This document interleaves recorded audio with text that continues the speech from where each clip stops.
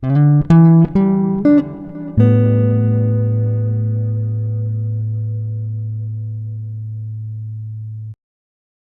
in 1937 in Omaha, Nebraska, Ed Ruscha is regarded as one of the world's most important living artists, with a career spanning all the way back to 1960 up until today.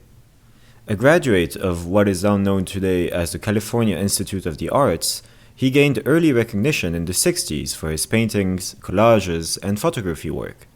It is at this early stage that he would start to experiment with what would become the signature of his craft: words. Most often associated with the pop art movement, Ed Ruscha's work exudes a different aura than what his Eastern counterparts, such as Andy Warhol and Roy Lichtenstein, were doing at the time. While all of them are rooted in commercial art, there is something a lot more Californian about Ruscha's work. This approach to words started in the late 1950s, where he began making small collages that were directly inspired by his daily exposure to language, such as in advertisements. It is at this period that Ed Ruscha was based in Los Angeles, which became one of his most notable sources of inspiration for the rest of his career. Our big, sprawling cities assault us with words all day long. No matter where you look, chances are you'll find something written, with the intent of selling you something or signaling some form of information. Metropolitan life is heavily tied to pop art, and Ed Ruscha's work is no exception. When talking about the reason why he chose to center his work on words, Ed Ruscha said that he enjoyed the fact that there is no real definite size or proportion to a word. He could paint the word boss as big or as small as he wanted to paint it. He also enjoyed the sense of direction words give to a painting, from left to right in the Western world. This is something that you could clearly see with his work Hollywood, where the text and the landscape merge together to give a very clear sense of direction to our eyes. This work also showcases another reason that Ed Ruscha enjoys words: it's their symbolism. In the case of the Hollywood sign and its letters, it is a potent symbol that he describes as having a corny sense of magic. As he was developing his craft, Ed Ruscha also started paying more and more attention to the backgrounds, while still making sure they would never overpower the words. Because for Ruscha, backgrounds are just that, backgrounds.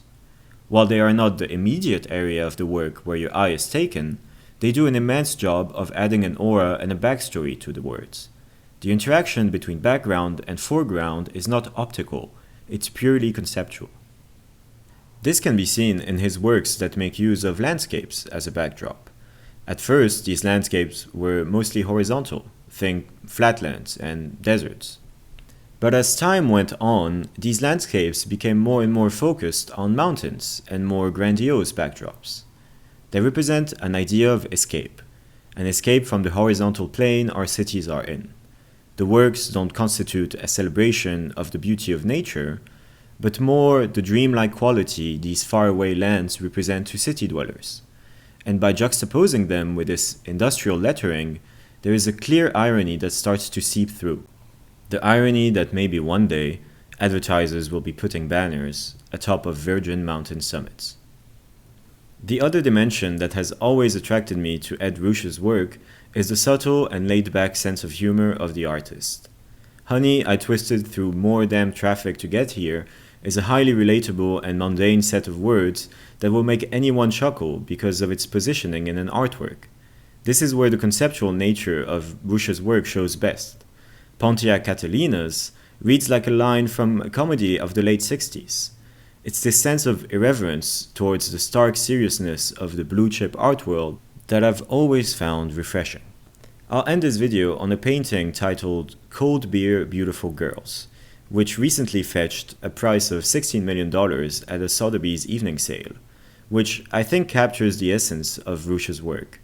The background of clouds is superposed with the text Cold Beer, Beautiful Girls, written in this old-school Americana font. I heard someone say it looks like the version of those Live, Love, Love posters that you would find in a man cave.